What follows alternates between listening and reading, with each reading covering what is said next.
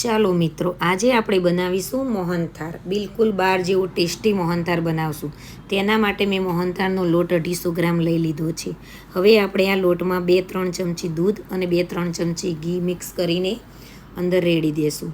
અને બરાબર આપણે આ લોટને એકવાર મસળી લેશું. પહેલાં આપણે એને લોટમાં બરાબર મિક્સ કરી લેશું અને એકવાર મસળી દેશું. પછી આપણે આ લોટનો દાબો કરી લેશું. તો જુઓ, પહેલાં હું આ રીતે બધો લોટમાં ઘી અને દૂધનું મોઈણ દઈ દઈશ. હવે આપણે આનો દાબો કરી લેશું અને ઢાંકીને 10 મિનિટ સુધી આપણે આને રહેવા દેશું. તો એકવાર આપણે એને દાબો કરી લીધો છે. હવે 10 મિનિટ સુધી આપણે એને ઢાંકી દેશું. તો જુઓ, 10 મિનિટ આપણી થઈ ગઈ છે. લોટ પણ સરસ આપણો ચણાનો લોટ ફૂલી ગયો છે અને સરસ આપણો લોટ મોહનથાળ માટે તૈયાર થઈ ગયો છે. હવે આને આપણે ચારી લેશું. પહેલાં તો આપણે ચાળણીની મદદથી એ લોટને આપણે ચારી લેવાનો છે. આ ચારેલો લોટ આપણો સરસ કણીદાર લોટ તૈયાર થશે મોહનથાળ માટે. તો આ રીતે આપણે બધા લોટને ચારી લેવાનો છે. તો જુઓ, મેં આ રીતે બધો લોટ ચારી લીધો છે. લોટ આપણો રહેવા દેવાનો નથી, બધો જ લોટ આપણે ચારી લેવાનો છે. આ રીતે કરતા જશું એટલે આપણો મોહનથાળ ઘણીવારો સરસ લોટ બનીને તૈયાર થશે. તો ચાલો, હવે મેં અહીં 250 લોટ લીધો હતો, તો સામે 250 ઘી લીધું છે. હવે ઘીમાં આપણો લોટ મિક્સ કરી લઈશું અને હવે એને બરાબર ઘી સાથે લોટને મિક્સ કરી લઈશું પહેલાં.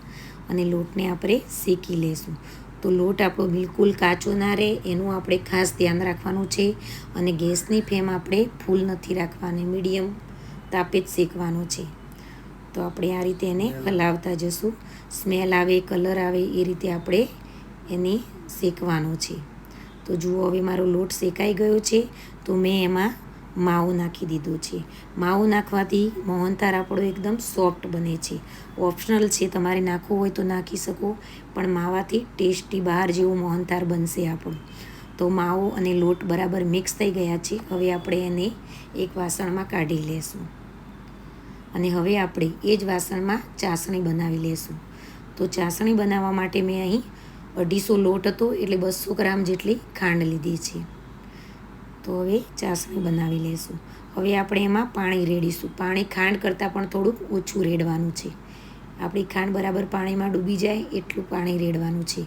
અને હવે ખાંડ ઓગળી જાય ત્યાં સુધી સતત આપણે એને હલાવતા રહીશું.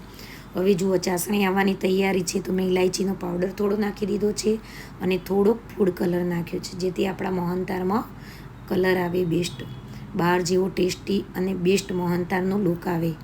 હવે આપણી ચાસણી બની ગઈ છે કે નહીં તે જોવા માટે આપણે ચાસણીમાં આ રીતે ચકાસવું. જુઓ, એક તારની ચાસણી થાય તો આપણી ચાસણી મોહનથાળ માટે તૈયાર થઈ ગઈ છે.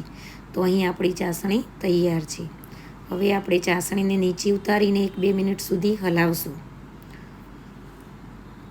થઈ ગઈ છે આપણી ચાસણી, હવે તૈયાર જ છે. તો ચાલો, હવે આપણા લોટમાં મિક્સ કરી લેશું ચાસણીને.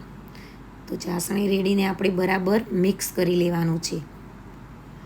તો હું હવે ચાસણી સાથે શેકેલા લોટને બરાબર મિક્સ કરી લઈશ. સતત હલાવતા જવાનું છે એટલે આપણી ચાસણીમાં લોટ બરાબર મિક્સ થઈ જાય. અને ચાસણી ખાસ આમાં ધ્યાન આપણે ચાસણીનું જ રાખવાનું છે. ચાસણી આપણી એક તારની ચાસણી તો થવી જ જોઈએ. જો ચાસણી કાચી રહેશે તો તમારું મોહનથાળ જામશે નહીં. તો ચાલો, હવે એક થાળીમાં આપણે ઘી લગાવી દીધું છે. હવે આપણે બધું મોહનથાળ થાળીમાં કાઢી લઈશું અને એને બરાબર થાળીમાં પાથરી લઈશું. હવે ઉપરથી આપણે જે તમને મનગમતા ડ્રાયફ્રૂટ હોય તે તમે ઉપરથી નાખી શકો છો. મેં અહીં મગતરીના બી નાખ્યા છે, પછી બદામની કતરી નાખી છે, પિસ્તાની કતરી નાખી છે. તમે કોઈ પણ તમારી ચોઈસ પ્રમાણેના ડ્રાયફ્રૂટ લઈ શકો છો. તો જુઓ, મોહનથાળ આપણો તૈયાર છે. હવે આપણે આને 5થી 6 કલાક સુધી ઠંડો થવા દેવાનો છે, જેથી આપણો મોહનથાળ જામીને તૈયાર થઈ જાય. તો આપણે રૂમ ટેમ્પરેચર ઉપર આને 4-5 કલાક સુધી મૂકી દઈશું. તો જુઓ, હવે આપણો મોહનથાળ જામી જશે. તો જુઓ મિત્રો, 4 કલાક થઈ ગયા છે મારા મોહનથાળને અને મોહનથાળ સરસ જામી ગયો છે. હવે આપણે આ રીતે એના પીસ કરી લઈશું. તો જુઓ, હું આ રીતે એના મીડિયમ સાઇઝના પીસ કરી લઈશ. અને મોહનથાળ બિલકુલ આપણો બહાર જેવો ટેસ્ટી બનીને તૈયાર છે. મિત્રો, તમને પણ આ રેસીપી પસંદ આવે તો જરૂર